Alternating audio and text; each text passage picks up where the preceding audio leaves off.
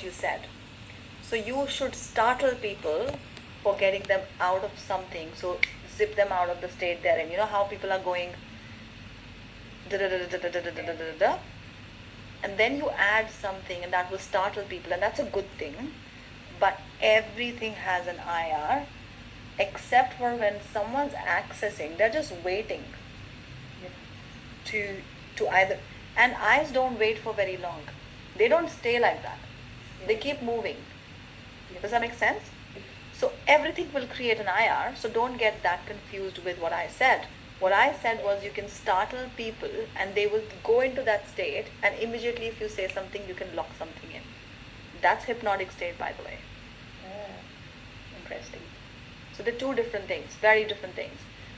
110% if you ask somebody a question that is like a straightforward question, right, according to you, and you ask them something that they know, right? Say another example. If I say your name is Namrata, Yep. that is something that you know, and you are very certain about it. Yep. So you look into my eyes and you'll say, yes, my name is Namrata. But that is not nothingness. That's a beautiful way to break somebody's state. So you're talking about all of the things, and I said, isn't your name Namrata? And you go, yes, my name is Namrata. So you come back because of these kind of, it's more of a break state situation than what you said. So if you have observed that, cross that out in your head, Yep. flip it out, Yep. and use this observation piece as a new one. Yep. Perfect. Yep. Thank you. Good.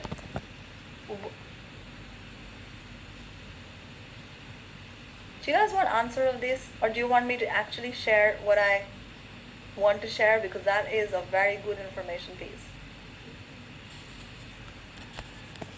You guys are not excited. Go. I'm not telling you that. Oh, what I'm about to tell you is gold. So I'm not gonna. No, let it be. Not enough enthusiasm.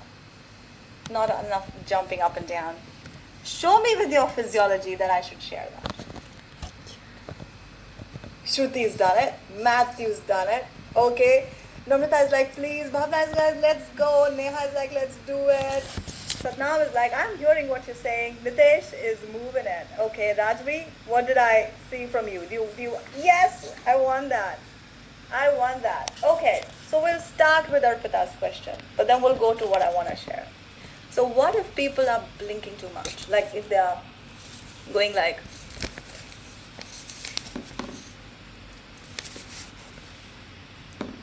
could have many meanings.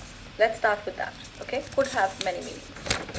One of them is they are still looking at recalling or constructing something based on the question that you have asked, right? That's one thing. So give them some time. And why would a person blink so much or not access something? That is what I want to tell you. Now, everybody has memories, correct? And everybody has association to certain words, right? Correct? And people can, without knowing, that is without knowing, some people know that they've had traumatic childhood. For example, if somebody had gone through molestation, we know it's traumatic. Someone's had an accident, loss of parents, XYZ, we know it's a traumatic incident. These are incidents we know that are traumatic.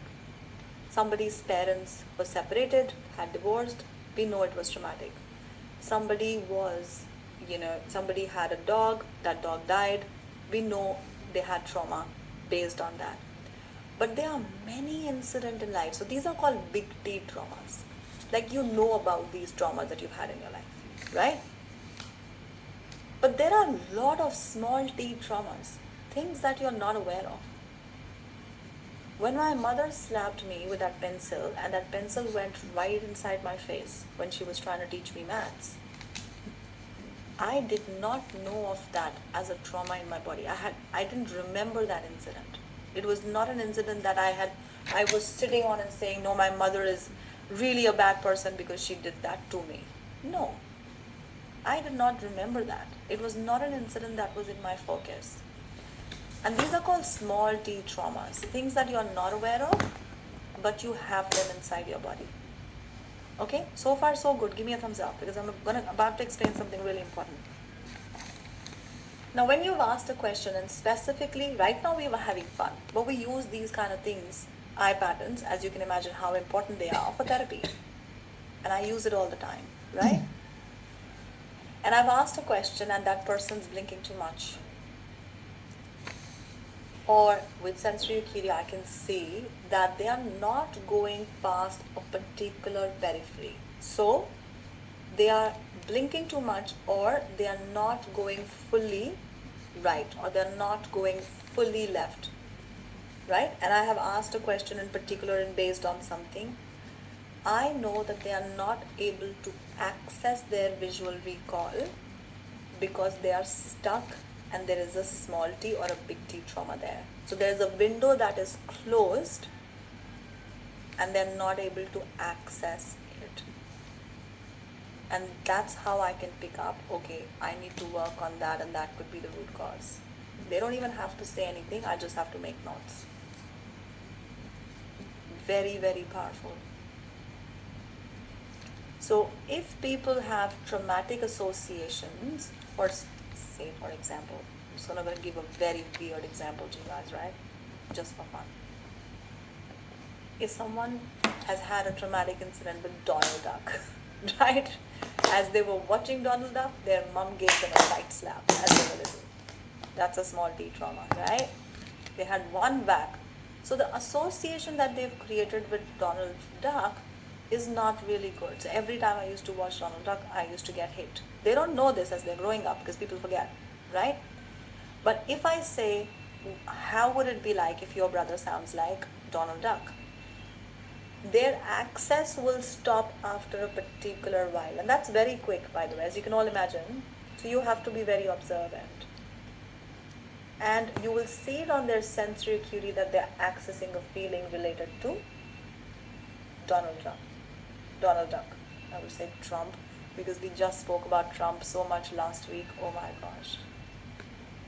Right, in Masters we were talking about Donald Trump and his voice and all whatnot. It was so funny. So it reminded me of that. So if someone's had an issue because of that, their eye access peripheral will change. It will be shortened. They won't be able to access, or they will choose not to access. So they will stay up or they will blink too much. So if a person has trauma in their life related to something that you're asking, right? And they have an association that they do not like, their eye movements will be stagnated. They will restrain it to go from the recall, total recall, and they will either blink too much or they will look up and try their best to not get into the feeling. If you catch them looking down, you know that they're accessing a feeling that is not good, and then you can pose a question. So you can ask, another thing which I want to share about eye patterns is, of course, you're not going to be asking people these kind of questions. I mean, you can ask for fun, right? But in general conversations, you look at people's eye, right? And if you can see that they have issues accessing, or they're looking too up. A lot of people have this habit of looking up a lot. And I know all they're trying to do is not go into what they don't want to go in. And then you can find out with questions.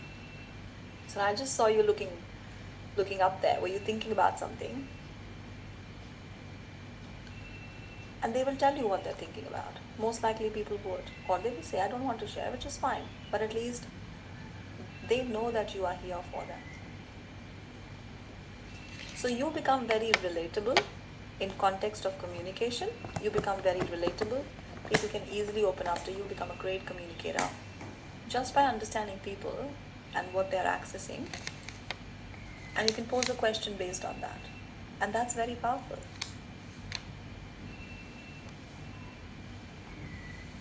They're trained. People are trained. So this is one of the techniques that they use in lie detection as well.